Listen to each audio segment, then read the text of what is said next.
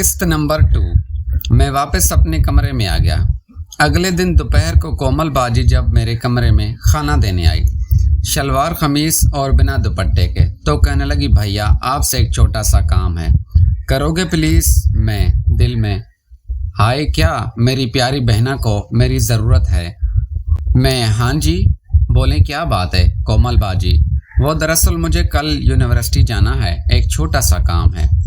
वो निशा और हिना भी साथ चलेंगे। आप प्लीज़ गाड़ी पर ले जाना और वापसी भी लेकर आना प्लीज़। ये प्लीज़ उन्होंने एक ऐसी रिक्वेस्ट वाली स्माइल के साथ कहा जिसके नतीजे में उनका चेहरा इतना क्यूट लगा कि देखने वाले के होश ही उड़ जाएं। मैंने भी हल्की सी आवाज़ निकालते हुए कहा, हाँ ज़रूर, क्यों नहीं बाजी, बस सुबह जगा देना जब जाना हो। वो बोली, शुक्रिया भाई, आप बहुत अच्छे हो। और वो ये कहती हुई बाहर दौड़ गई और मैं उनकी खूबसूरती देखता रह गया। रात हुई तो फिर दिल किया कि कल वाली हरकत हो जाए। वैसे भी रात का 1:30 बज रहा था और कोमल बाजी को सोए हुए काफ़ी टाइम हो गया था। मैं चौक के रात भर फिल्में देखता था, कहानियाँ पढ़ता रहता था और औरत को कैसे पटाया जाए इस पर रिसर्च किया करता रहता था। इसलिए मेरी रूटीन थी रात देर तक जागना।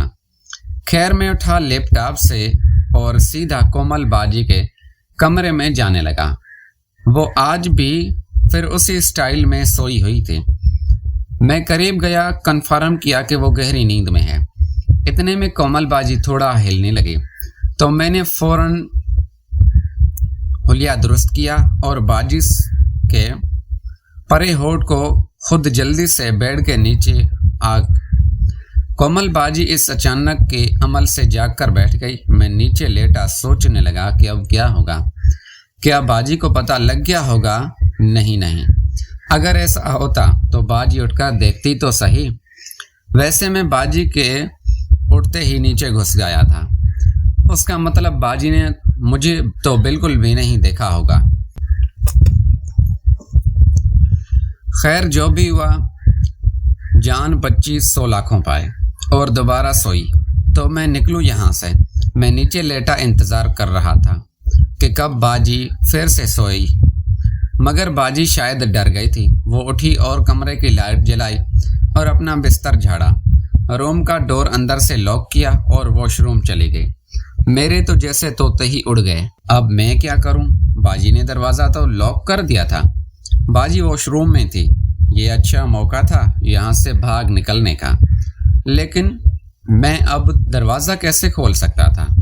और अगर लॉक हटाकर जाता तो बाजी को पता चल जाता, जो कि मुझे हरगिज़ गवारा नहीं था। मैं अब बिल्कुल बेबस सोचों में गुम था। तभी वॉशरूम का दरवाज़ा खुला और बाजी बेड पर आकर लेट गई। मैं यही सोच रहा था कि आखिर अब मैं यहाँ से निकलूं तो निकलूं कैसे। दरवाज़ा खोल कर जाता हूँ तो बाजी को सुबह पक्का यकीन हो जाएगा कि कोई और भी कमरे में था, यानी सारी रात यहाँ ही गुजारनी पड़ेगी। सो भी नहीं सकता, एक तो नींद आएगी नहीं ऐसे सख्त फर्श पर, दूसरा आ भी गई तो सुबह बाजी कोमल भी मुझसे पहले ना जाग जाए। बाजी मुझे अपने बिस्तर के नीचे लेटा देखेगी तो क्या सोचेगी, और शायद समझ ही जाएगी, चलो खैर जो तकदीर को मंजूर, यहाँ पर लेटूं तो जो होगा देखा जाएगा। अब मैं लेटे लेटे सोचने लगा। जो भी हुआ, मंजर तो कमाल का देखा। काश कुछ ज़्यादा हिम्मत कर लेता, इंसान को जितना भी मिले, लेकिन पेट कभी नहीं भरता। खैर मैं वहीं लेट गया। सुबह हुई तो बाजी का आराम बुझा और मेरी आँख उसी अलार्म से आवाज़ से खुली। बाजी पहले से उठ गई थी, जिसका अंदाज़ा मुझे नीचे लेटे बेड पर वज़न ना होने से हुआ। तभी मेरी नज़र बाजी के ड्रेसिंग टेबल की तरफ पड़ी, जहाँ से मुझे फर्श पर बाजी के पाँव नज़र आ रहे थे। ज़मीन पर सख्त फर्श ने मेरी हड्डी पसली तोड़ के रख दी थी।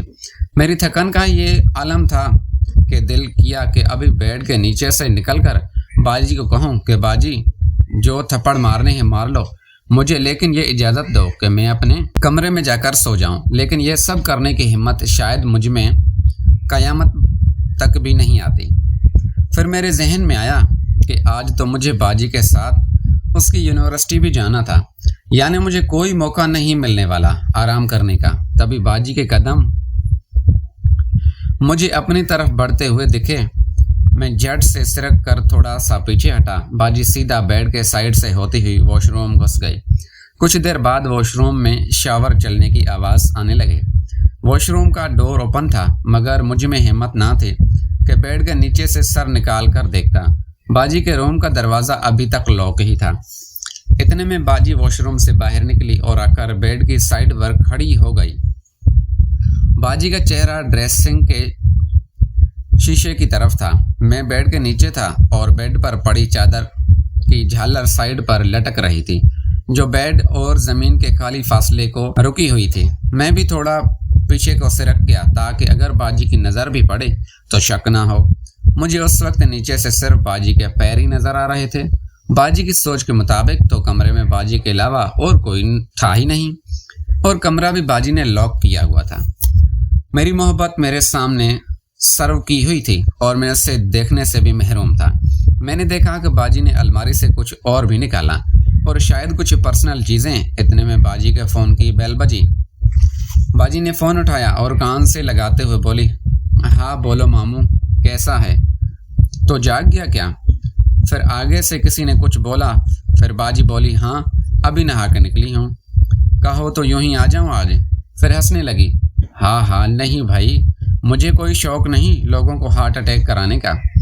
वैसे भी भाई के साथ जाना है, ऐसे देखेगा तो जान से ही मार डालेगा। फिर आगे से कुछ सुनकर बोली, शट अप, भाई है वो मेरा। अच्छा मैं अभी निशा को कॉल करती हूँ, बाय। और बाजी ने फ़ोन नीचे कर दिया। और वो तेरी खैर दिल, क्या अब भी बाहर निकल कर कहूँ कि बाजी ये फ़ोन पर जो भी था ठीक ही कह रहा था। आपका भाई वाकई आपको जान से ही मार देता, लेकिन जान से नहीं, पूरी जान से। वैसे मैं सोचने लगा कि ये मामू कौन था, बाजी किससे बात कर रही थी, और फिर ऐसी ज़बान। बाजी ने मुन्ना भाई का छोटा कब खाया जो उसकी ज़बान बोल रही है। खैर वो तो उस वक्त बहुत कुछ ऐसा कर रही है जो कभी उसने मेरे सामने नहीं किया, ना ही ज़बान बोली। तभी बाजी ने दोबारा से फ़ोन कान लगाया।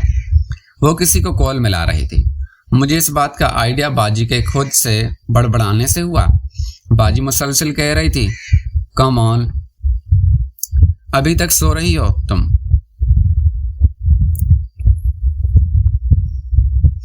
जब किसी ने फ़ोन नहीं उठाया तो बाजी ने फ़ोन बेड पर फेंक दिया और ड्रेसिंग टेबल के सामने तैयार होने लगी। अचानक मैंने देखा कि बाजी की दोनों बालियां नीचे गिर गई, एक एक तरफ और दूसरी तरफ। बाजी बोली, शिट ये क्या? और फिर बालियां उठाने के लिए नीचे बैठ गई। मर जाऊं, मुझे अपनी आंखों पर यकीन नहीं आया। यूं लगा जैसे कोई ख्वाब देख रहा हूं। सच में मुझे तो यकीन करने के लिए अपनी आंखें एक बार झलकना पड़ी। ये नज़ारा कितना हसीन था तो ये शायद अल्फाज में बयान नहीं हो सकता। मुझे अपनी किस्मत पर रश्का रहा था। बाजी ने आकर बैठ गई। वो घुटनों पर चलती हुई बेड तक आई और घुटनों के बल बैठकर ही कॉल अटेंड की। अब जरा आप खुद इस लम्हे का तस्वर करें। मैं कुदरत के इस हसीन शाहकार से कोई आधा फीट ही दूर था। बाजी कुछ यूँ बात कर रही थी, क्या रे, कहाँ मर गई तू? कितनी कॉलें कही, तूने जवाब नहीं दिया। दिल तो चाहा कि बात और लंबी हो, मगर बाजी ने वहाँ मज़ीद बैठना गवारा न किया और उठकर ड्रेसिंग टेबल पर चली गई। बाजी, हाँ तुम यही समझ लो, अपने राजकुमार के इंतज़ार में ही संवरती रहती हो। हाँ अच्छा, अब जल्दी से तैयार हो जाए, हिना से बात हो गई है मेरी। मैं सोचने लगा, अच्छा तो वो मामू हिना थी, चलो ओके रखती हूँ, बाय। इसी तरह कोमल बाजी की बातें सुनकर मुझे बहुत सुकून आने लगा और इन बातों ने, बाजी के जलवों ने सारी थकन ही गायब कर दी। बाजी फिर दरवाज़ा खोलकर मेरे कमरे की तरफ चल दी मुझे जगाने के लिए। मैं झट से बेड के नीचे से निकला और सीधा किचन में चला गया। किचन से यूँ बाहर निकला जैसे अभी जागा हूँ और किचन में पानी पीने लग गया था। मुझे देखकर बाजी बोली, भाई जल्दी से जीन्स शर्ट पहन लो, फिर चलते हैं। मैंने जीन्स और टी शर्ट पहनी, मुंह हाथ धोया और चल दिया बाजी के साथ। रास्ते में हिना और निशा को भी पिक किया। सारे रास्ते में कोई ख़ास बात नहीं की, बस वो सहेलियां आपस में खुसर फुसर कर रही थी और हंस रही थी। कोमल बाजी आगे बैठी थी। एक मौके पर बाजी बोली, हिना आज हमारी इससे दोस्त की दिलचस्प